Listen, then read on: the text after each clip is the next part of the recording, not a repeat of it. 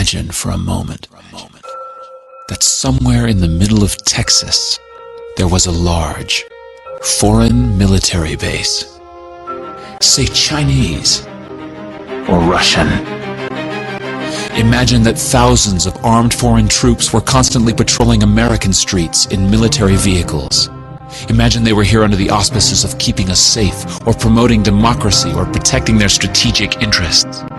Imagine that they operated outside of U.S. law and that the Constitution did not apply to them. Imagine that every now and then they made mistakes or acted on bad information and accidentally killed or terrorized innocent Americans, including women and children, most of the time with little or no repercussions or consequences.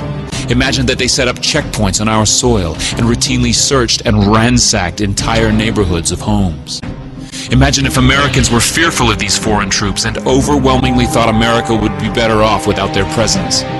Imagine if some Americans were so angry about them being in Texas that they actually joined together to fight them off in defense of our soil and sovereignty because leadership in government refused or were unable to do so.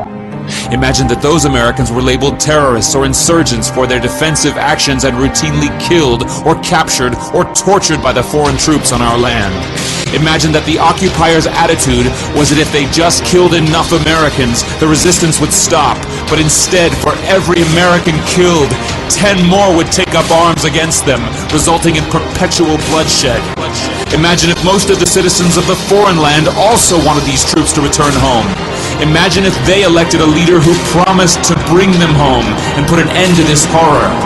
Imagine if that leader changed his mind once he took office. The reality is that our military presence on foreign soil is as offensive to the people that live there as armed Chinese troops would be if they were stationed in Texas. Shutting down military bases and ceasing to deal with other nations with threats and violence is not isolationism. It is the opposite.